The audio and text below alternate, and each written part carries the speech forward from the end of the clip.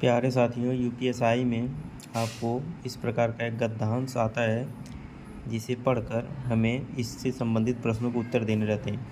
तो आइए हम समझते हैं कि इस तरह के प्रश्नों को हम कैसे हल करेंगे।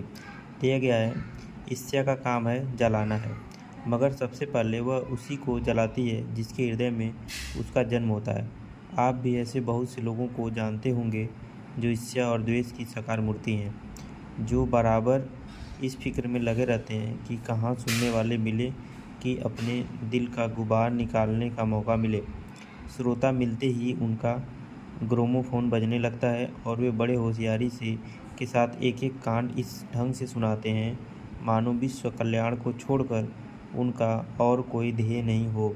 मगर ज़रा उनके अपने इतिहास को भी देखिए और समझने की कोशिश कीजिए कि जब से उन्होंने इस सुकर्म का आरंभ किया है तब से वे अपने क्षेत्र में आगे बढ़े हैं या पीछे हटे हैं। यह भी कि अगर वे निंदा करने में समय और शक्ति का अपव्यय नहीं करते तो आज उनका स्थान कहाँ होता।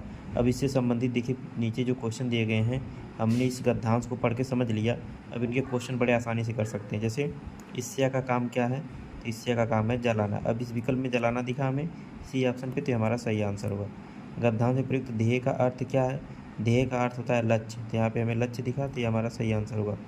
गद्यांश में चालू व्यक्तियों की प्रशंसा की गई, नहीं, गलत बात है। स्तुति की गई, ये भी गलत बात है। उपासना की गई, नहीं, ये भी गलत बात है, यानी कि हमें खिल्ली उड़ाई गई है। अपव्यय का अर्थ होता है, अपव्यय का अर्थ होता है फिजूल खर्च, इसका सही आंसर होगा।